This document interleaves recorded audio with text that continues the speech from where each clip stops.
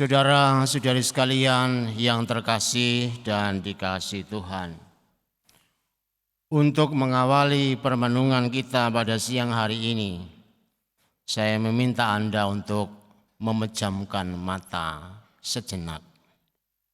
Silakan mulai sekarang matanya dipejamkan. Pejamkan mata, jangan lihat saya. Suruh pejam mata kok malah lihat saya. Pejam mata. Sekarang kalau sudah pejam mata, bayangkan wajah Anda. Kalau sudah bisa membayangkan wajahmu masing-masing, sekarang dibuka matanya. Buka ya. Saya bertanya, Anda itu berasal dari mana? Sudah disuruh memejam mata, memandang wajahnya, sekarang ditanya, Anda berasal dari mana? Woi, dari mana? Wah, Anda lupa. Ternyata sebenarnya Anda itu berasal dari cinta. Anda enggak mungkin muncul tanpa cinta kedua orang tua Anda. Enggak peduli kualitas cintanya seperti apa, yang penting karena cinta maka Anda ada. Dan kata cinta ini ternyata paling banyak didengar, paling banyak diucapkan, ditulis dan dipikirkan. Kalau melihat mesin pencari Google, dalam waktu 0,29 detik sudah menemukan 1.080.000.000 kaitan dengan kata cinta. Berarti cinta itu sangat terkenal di tengah dunia. Namun meski banyak orang membicarakannya, ternyata hanya sedikit yang bisa mengalaminya. Bahkan kalau kata cinta itu salah dalam menerapkannya, muncul di sisi lain, yaitu benci. Cinta dan benci seperti dua sisi mata uang. Kalau terpeleset sedikit, cinta menjadi benci. Oleh karena itu, marilah kita sejenak pada siang hari ini merenungkan tentang cinta itu, supaya kemudian kita benar-benar mengikuti apa yang Tuhan perintahkan pada kita hari ini. Yang pertama, cinta itu tindakan dan bukan perasaan. Cinta itu bukanlah pertama-tama masalah perasaan, bukan perasaan. Cinta adalah tindakan atau perbuatan. Cinta sebatas perasaan akan mudah goyah. Kalau goyahnya itu semakin parah, maka akan berubah menjadi benci.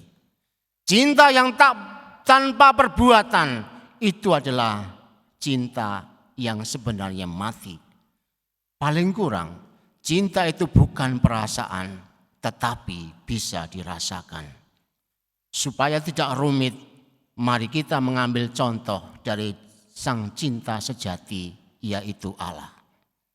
Allah itu tidak kelihatan, namun tindakannya sangat nyata. Buktinya jelas, ketika manusia jatuh dalam dosa, pengampunannya tidak main-main. Ia bertindak sebagai pelunas dosa. Ketika manusia dibelenggu setan, Allah menjadi pelindung. Maka malaikat Mikael bertindak melawan kekuatan kejahatan Lucifer. Allah masih juga mencintai dalam tindakannya. Meskipun manusia itu seringkali ragu, sangsi dan kemudian mengkhianati. Allah selalu mengatakan, mungkin tahun depan dia akan berubah dan berbuah. Allah tidak memedulikan perasaan hatinya yang kerap kali terluka oleh dosa-dosa manusia. tetapi Allah mengambil tindakan yang nyata untuk mewujudkan cinta. Oleh karena itu, cinta baru akan terukur pada kemampuan melakukan tindakan demi kebaikan banyak orang, bukan atas dasar perasaan belaka. Itu yang pertama yang mesti kita lihat. Yang kedua, cinta mengalir menuju ke yang lemah, bukan yang kuat. Kitab Keluaran mengatakan, janganlah orang asing, anak yatim piatu, para janda, duda enggak disebut loh ya. Pokoknya saya nyebut yang kitab suci aja ya. Para janda, duda tidak. Dan orang miskin, jangan kau tekan dan kau tindas. Mereka yang sudah sangat menderita, jangan dibuat makin merana dengan ditindas dan diperas. Justru yang lebih kuat melindungi yang lemah. Mengapa tindakan cinta itu selalu mengarah kepada yang lemah? Ada beberapa alasan yang ditimbulkannya. Alasannya yang pertama, semua orang pada dasarnya adalah lemah. Hanya Allah yang kuat. Namun Allah mencintai kita karena kita lemah dan berdosa, bukan karena kita kuat dan suci. Kalau hari ini Anda merasa sudah kuat dan suci, enggak usah pergi ke gereja. Tuhan sedang tidak suka. Karena memang Tuhan itu mencintai justru yang lemah dan berdosa. Kalau Anda merasa berdosa, segeralah pergi ke gereja dan mohon ampunannya. Itu alasan yang pertama. Alasan yang berikutnya, suara jeritan orang lemah mudah didengarkan oleh Allah. Manusia diciptakan segambar dan secitra dengan Allah. Berarti Allah itu menghendaki semua manusia menjadi bahagia seperti diri Allah. Oleh karena itu, kesesakan manusia yang sungguh-sungguh lemah dan miskin juga menjadi kesesakan Allah. Maka hati-hati ketika kita tidak mampu melihat orang-orang yang lemah, maka kita sebenarnya sulit untuk melihat Allah. Dan alasan yang berikutnya adalah Allah hadir secara nyata dalam diri orang yang lemah, miskin dan terlantar. Hal itu bermaksud agar manusia kembali kepada hakikatnya yang asli. Apa hakikat manusia yang asli? Dalam kitab Kejadian, di situ ditulis setelah Adam tercipta, maka kemudian tercipta manusia berikutnya dengan mengatakan, Tuhan kemudian mengatakan, baiklah aku akan ciptakan lagi manusia sebagai penolong baginya.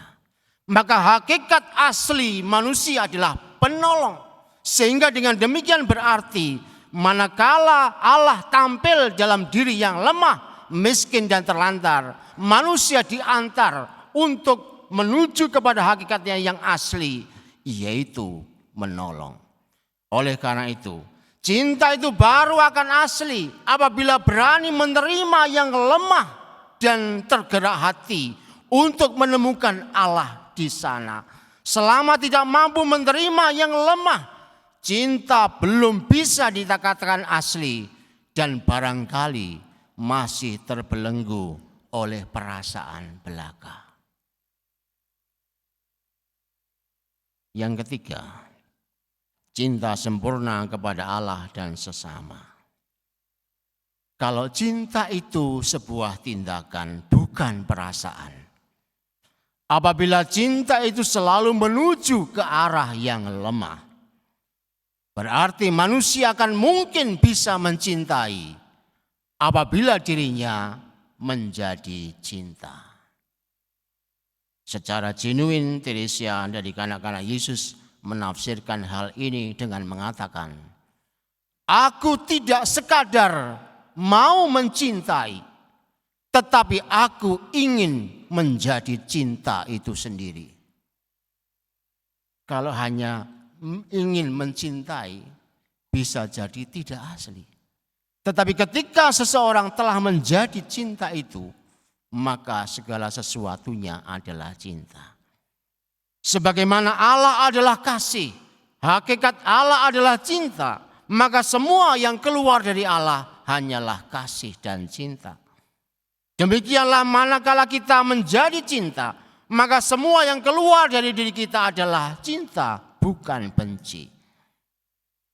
Sekarang pertanyaannya adalah, bagaimana konkretnya hal itu bisa dimaknai dalam diri kita? Saya ingin mengajak Anda untuk menekankan hal ini. Oleh karena itu setelah pulang dari gereja ini, banyaklah berpikir tentang cinta Allah. Banyaklah merasakan yang selalu dirasakan oleh Allah. Dan banyaklah menghidupi semua tindakan-tindakan Allah. Manakala aktualisasi pikiran, hati dan tindakan sudah segambar dengan Allah sendiri, saya memberikan kata-kata penting bahwa Anda telah terjamin untuk menjadikan hidup Anda menjadi cinta itu sendiri. Ketika pikiran, hati dan tindakan kita mencerminkan pikiran, hati dan tindakan Allah, maka hidup kita tak pernah akan diisi oleh benci, seberapapun sakitnya perasaan kita. Melihat sesama akan secara otomatis melihat diri sendiri dan juga melihat Allah. Semoga permenungan pendek ini menjadikan kita orang-orang pencinta, karena diri kita adalah cinta dan bukan pembenci, sebab hanya benci yang mengikuti gerakan setan. Tuhan memberkati.